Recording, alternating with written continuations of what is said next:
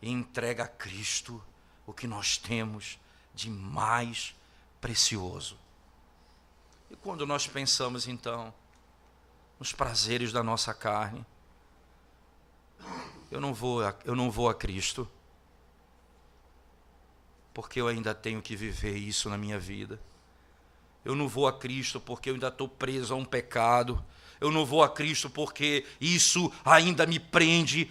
Hoje você é desafiado a entender e a compreender que seguir a Cristo tem um custo. Ou você entende que Ele é o seu bem mais glorioso, e sendo Ele o mais glorioso, toda a glória desse mundo se apaga para você, e você entrega tudo o que você tem por causa dele, sua vida, seus bens, o seu tesouro maior, você entrega nas mãos dele.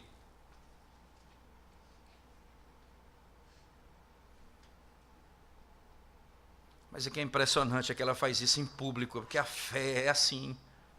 A fé, ela não existe. Calvino, ele escreve um livro, num dos seus livros ele fala acerca de Nicodemos, fala de uma fé escondida, que vai de noite, na calada da noite, falar com Cristo.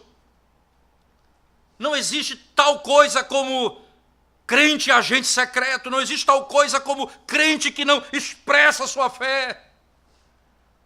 E Maria faz isso em meio a todos os discípulos e apóstolos de Cristo. Surpreendam-se com isso. No outro evangelho, aquilo que Judas fala, eles também vão falar. Que coisa, o que ela está fazendo? Isso é muito caro. Só que Judas tem um coração pior. Ele é ladrão, nós vamos falar um pouco sobre isso lá na frente.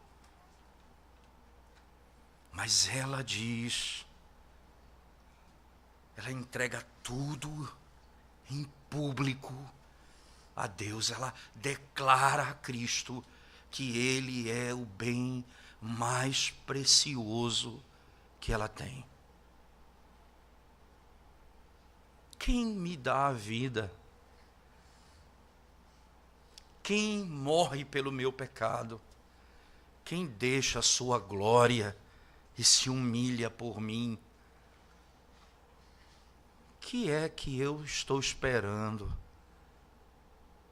para lançar tudo aos pés dele?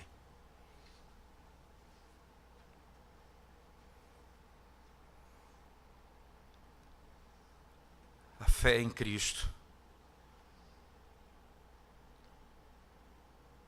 que custa muita coisa, pública,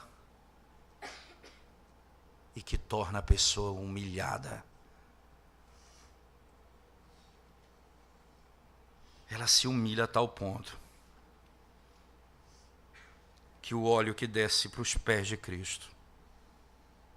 Os comentaristas judeus, eles dizem que uma mulher jamais podia soltar os seus cabelos em meio aos homens. E essa mulher, ela solta o seu cabelo para enxugar os pés de Cristo. Jesus vai ensinar já no capítulo 13. Eu sou aquele que vai ensinar você a lavar os pés dos seus discípulos.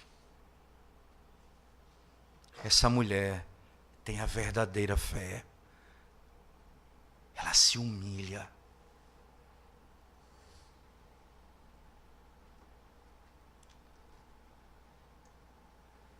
Ora, irmãos, a fé evangélica, ela não segue grupos.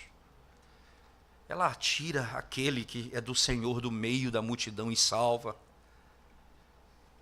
A fé evangélica, ela faz com que aqueles que são chamados pelo Senhor se rendam a Ele em humilhação. Não há outro Senhor para eles, não há outro Rei para eles, não há outro Deus, não há outra glória. É Ele e não outro.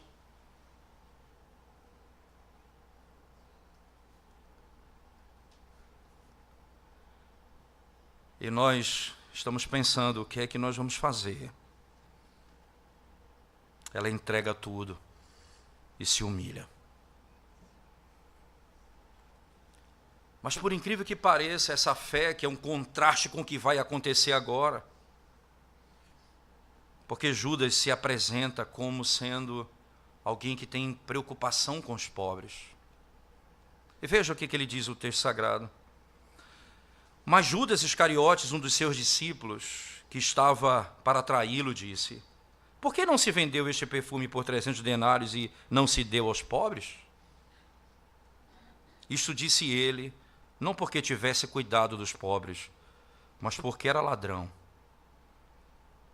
E tendo a bolsa, tirava o que nela se lançava. Que coisa interessante, né? Veja como a falsa fé se revela. Ela é hipócrita. Você revela uma preocupação que não é real. Estou preocupado com os pobres. Mas no fundo, o que você está preocupado é com o seu próprio bem. Preocupar-se com os pobres é algo digno. Deuteronômio no capítulo 5 nos exorta acerca disso. Deus é o Deus que ordena ao seu povo a cuidar dos órfãos, das viúvas, dos estrangeiros, dos pobres. O nosso Deus cuida dos pobres e trata deles. Mas nada nessa vida pode assumir a forma que se tem aqui com Judas. Nada pode assumir essa forma, porque a primeira coisa é entregar tudo a Deus. Como se você estivesse dizendo, quando eu entrego a Deus aquilo que eu tenho, a minha vida e os meus bens, eu estou dizendo, eu não estou nem aí para os... Porque quando eu faço isso para Deus, eu não me preocupo com os pobres. A lógica do mundo é exatamente essa. Preste atenção. Nós estamos vivendo hoje no Brasil muito parecido com isso. Esse é o discurso que nós estamos vivendo hoje. Por muito tempo, em nome dos pobres, se dava dinheiro, Bolsa Família, isso e aquilo, e aumenta imposto, tirando do povo dinheiro para dar, e agora você está vendo que o que eles dão aos pobres é nada perto do que eles têm nas suas contas na Suíça. Não é nada perto do dinheiro que eles têm no banco. É fácil roubar, dizendo eu tenho cuidado com os pobres. Mas na realidade o que eu quero é tirar o dinheiro que está no saco, na bolsa, como diz o texto. É o que eu quero. Interessante que a Bíblia me ensina como eu posso ter cuidado com o pobre. E uma dessas maneiras é simples, preste atenção. Paulo disse lá em Efésios, aquele que roubava, não roube mais. Aquele que furtava, não furte mais. Antes, trabalhe, para que possa socorrer ao que não tem nada. Você percebe? É o meu trabalho, com que eu ganho, o suor do meu rosto. É o que Deus me dá para fazer. Você percebe? Dentro daquilo que eu ganho, dentro daquilo que é do meu trabalho, eu tiro parte para sustentar a minha casa. Eu tiro parte para usufruir algumas férias com a minha família. Eu tiro parte para economizar algum dinheiro. E eu tiro parte para poder ajudar o pobre. Para socorrer aquele que não tem nada. Essa é a forma de Deus. Mas se inventou essa estrutura. E é exatamente isso que tem acontecido nos nossos dias. Nós amamos os pobres e eles estão ficando cada dia mais ricos. A população sem segurança, porque o dinheiro pertence a eles.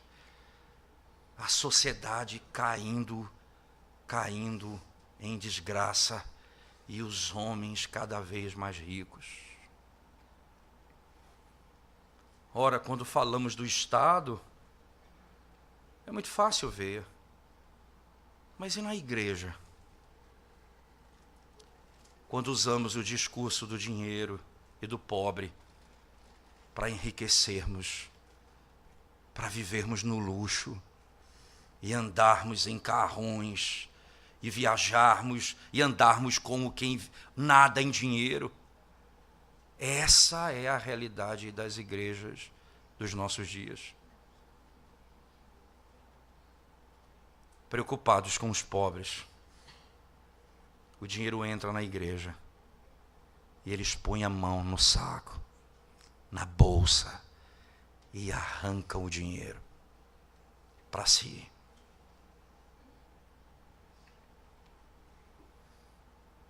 A preocupação de Judas revela que o coração dele não está na glória de Cristo e no serviço a Cristo, mas no serviço seu particular. E a falsa fé tem essa característica. Ela tem um discurso do que é bom com a intenção do que é mal. O discurso é: nós precisamos cuidar dos pobres. A intenção, roubar.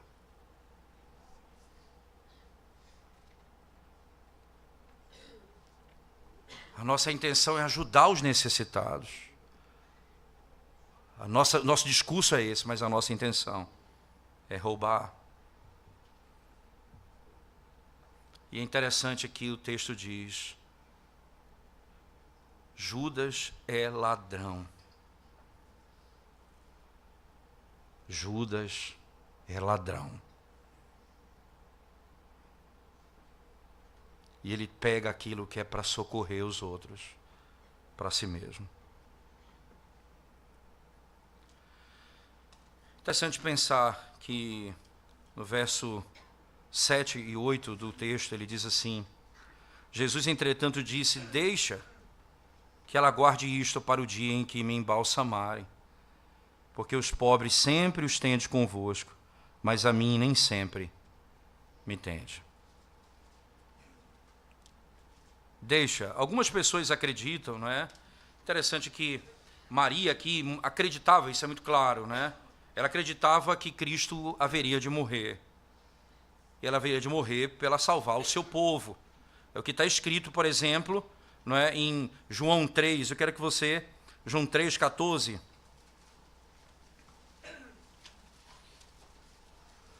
João capítulo 3, verso 14.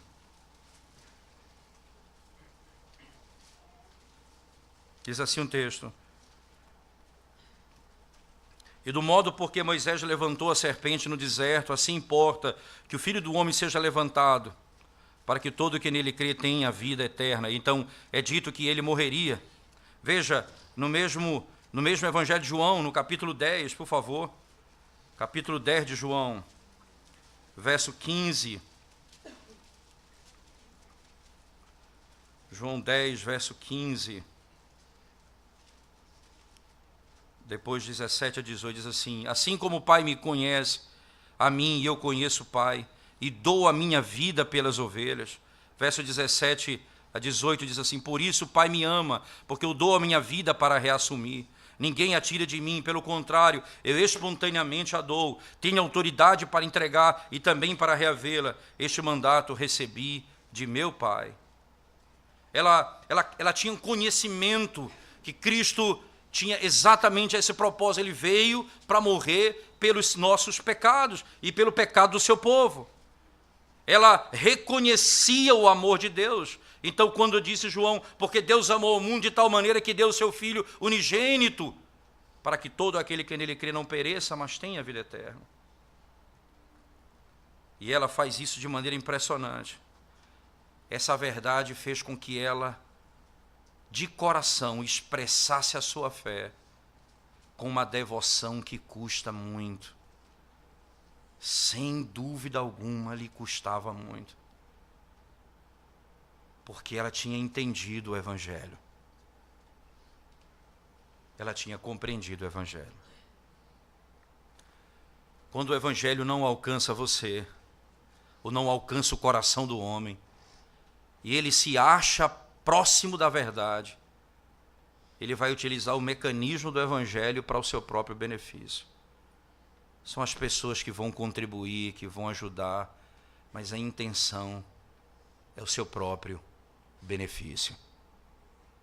Não é a glória de Deus. Já o Evangelho produz crentes sinceros, que de coração expressam a sua fé. Jesus vai expressamente dizer isso. Deixa, porque ela está fazendo isso para o dia do meu sepultamento, para que ela faça isso no dia do meu sepultamento. Está próximo a morte do Senhor. Interessante que com essa pergunta, com essa declaração, você vê dois comportamentos muito claros dentro do povo de Deus. A fé verdadeira, que leva os crentes a terem um coração que entregam e doam, e a falsa fé, que está preocupado não em doar e entregar, mas em receber para o seu próprio benefício. É estranho você pensar que alguém que ouve e crê no Evangelho como Maria creu e não tenha a reação que ela teve. Mas é estranho pensar alguém que se diz conhecedor do Evangelho, mas a única reação que ele tem é usufruir daquilo que a igreja tem. Os benefícios da igreja. Os benefícios do povo. Querem apenas a lã e a gordura. Não querem pastoreá-las. Não estão preocupados com isso. O que nós temos diante dos nossos olhos, irmãos, é que quando o Senhor Jesus Cristo então nos apresenta esse fato, nós temos que perguntar para nós mesmos nessa noite, diretamente, o que o Evangelho transformou na minha vida? O que foi que o Evangelho transformou? O que ele mudou na minha vida? Qual foi a transformação que ele trouxe? A dificuldade que nós temos de contribuir na igreja. Preste atenção no seu coração. E aqui eu não estou pensando em quantidade, em valor, eu estou pensando no seu coração. Preste atenção nisso. Por que a dificuldade de contribuir na igreja? Por que o seu coração se apega ao que você tem? Por que você não contribui na casa de Deus? Qual é o seu problema?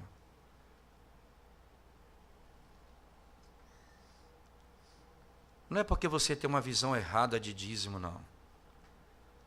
Não é porque não tem dízimo no Novo Testamento. Não é isso, não. Essa é a desculpa que nós criamos de um tempo para cá. Porque não foi pedido isso dessa mulher, mas porque ela creu no Senhor e viu que o que ela tinha nele, o seu coração vai ser manifestado em gratidão ao Senhor, dando a Ele aquilo que ela tinha, que custava 1 ano de trabalho.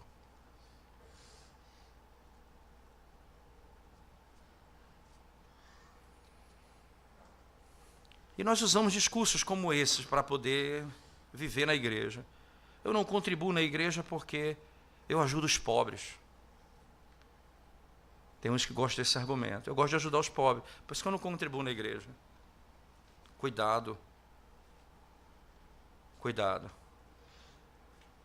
Porque o que você está fazendo na realidade é dizendo o seguinte: a igreja, ela não cuida do seu povo, e eu sozinho cuido do povo de Deus. A igreja não se preocupa com os necessitados dela, eu é que me preocupo com os necessitados da igreja. O nosso coração vai se manifestando impiedoso. Você não precisa de um curso de mordomia. Você não precisa de um curso de dízimo, não. que você precisa é sentar aos pés de Cristo, como Maria fez. E ela aprendeu dele. E ela sabia que ele ia morrer. E ela vai ungí-lo, preparando-o para a morte. E ela entrega a ele o que ela tinha de mais precioso.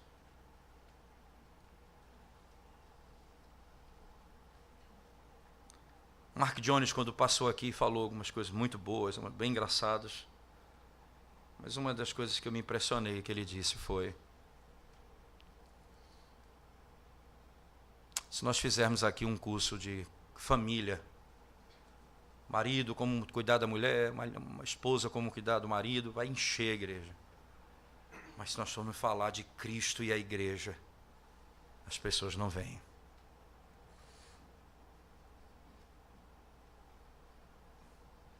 Porque as pessoas acham que elas precisam de regrinhas. Elas precisam conhecer o Evangelho, conhecer a glória de Cristo. Uma vez que eles conhecem o marido que deu a vida por eles, está disposto a dar a vida pelo outro. Uma vez que ele viu o Senhor que deixou sua glória e morreu sem ter onde reclinar a cabeça, ela está disposta a dar tudo que ela tem para ele. Não vai ser um curso de dízimo, de oferta, de contribuição que vai mudar seu conceito. Mas vai ser a visão da glória de Cristo que vai mudar sua perspectiva. Ainda como Judas, estamos apegados aos prazeres desse mundo. E não conseguimos pensar em alguém que dá tanto ao Senhor, podendo ajudar o pobre. Como se Deus não se preocupasse com os pobres, e não veio socorrer os pobres, e não tivesse leis e regras bíblicas para como cuidar dos pobres na igreja, das viúvas, regras, princípios. O Senhor nos deu isso com tanta clareza. Mas o que acaba de acontecer aqui, perceba, voltando para o nosso texto específico, você vai ver exatamente o que acaba de acontecer aqui. É que no Evangelho, no capítulo 12, na última seção do texto, veja lá comigo, por favor. O Senhor diz assim: soube numerosa multidão dos judeus que Jesus estava ali, e lá foram não só por causa dele, mas também para verem Lázaro, a quem ele ressuscitara dentre os mortos.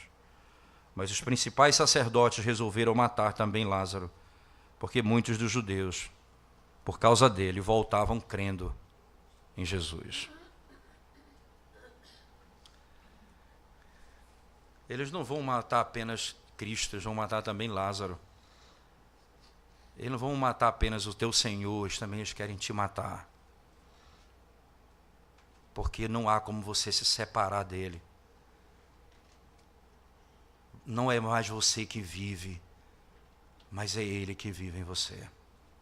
É ele quem vive em você. Sendo essa a verdade, o mundo não odeia apenas a Cristo, odeia também a sua igreja. Porque essa igreja só se prostra diante de Cristo. Crer nele, a sua fé custa. Essa fé é pública. Essa fé é humilde. Essa fé honra a Deus. E nós estamos assentados à mesa com Ele.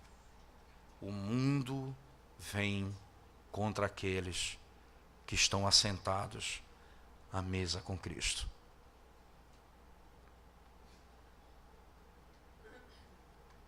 Certamente o maior problema nosso não é necessariamente aquilo que nós entregamos e doamos como finança, mas é exatamente a nossa vida como um todo. Porque também não adianta nada você contribuir, se você não tem contribuição. Não adianta você pensar, eu vou dar dinheiro então para poder mostrar que eu sou crente.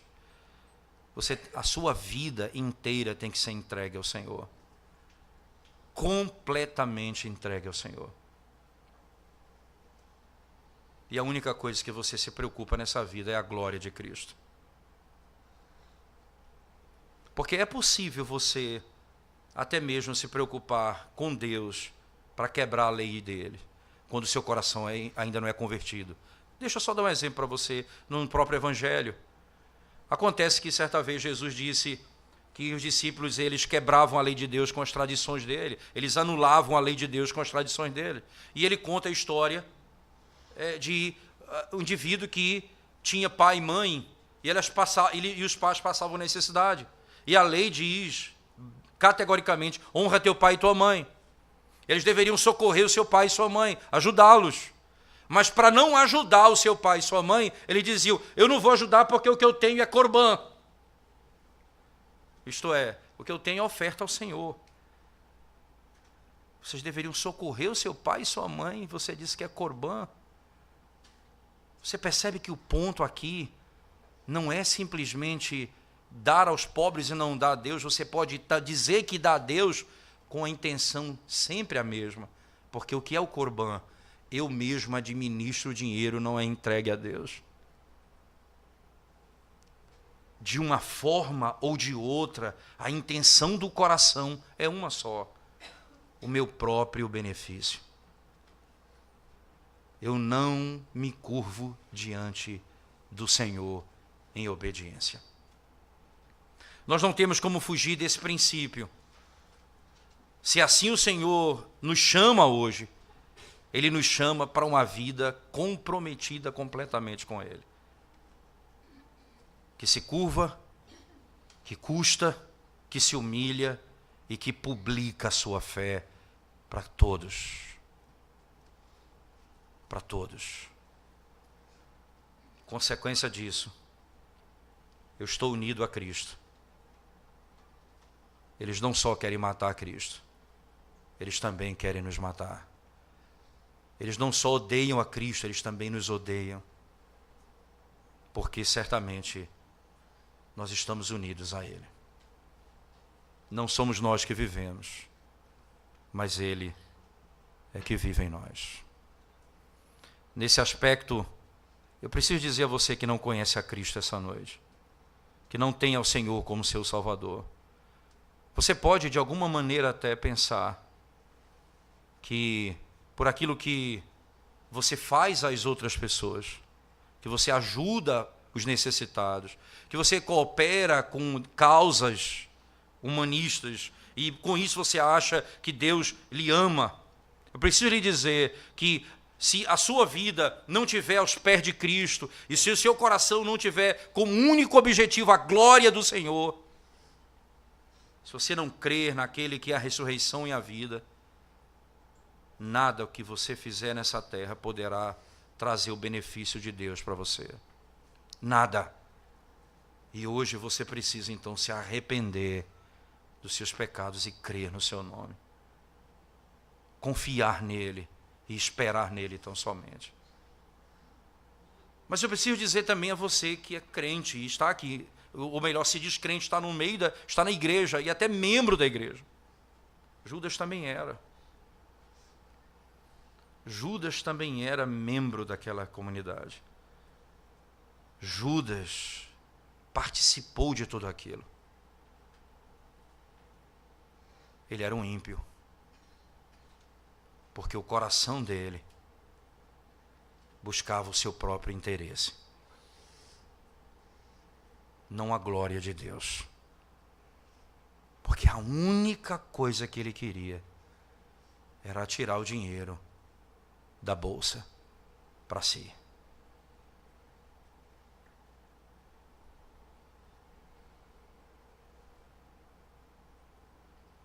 Qual o seu interesse?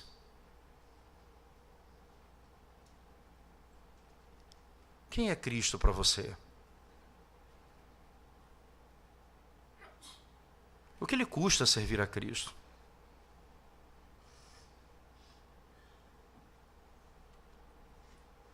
Os homens sabem que você professa esse Cristo e veem em você o evangelho real de Cristo. O que acontece?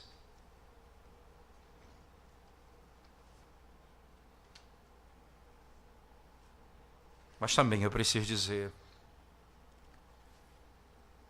que certamente essa é a fé que o Senhor requer do seu povo. Nós precisamos crer em Cristo tão somente. Nós precisamos entregar tudo a Ele. Nós precisamos nos humilhar aos pés dEle. E nós precisamos professar publicamente a nossa fé.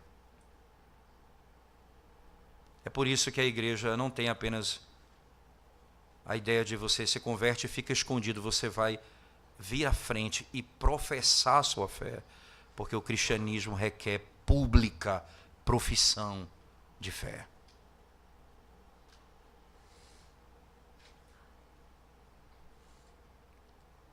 Uma pena que, quando olhamos para a realidade do nosso país, e olhamos para a realidade de muitas igrejas que se chamam evangélicas, você vê muito próximo essa realidade. Em nome do socorro ao que não tem nada, os homens metem a mão na bolsa para tirar dinheiro para si.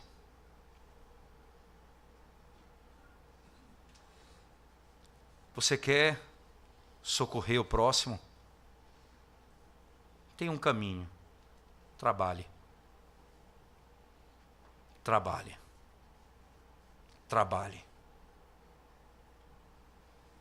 E o recurso que Deus te deu, você vai socorrer ao necessitado.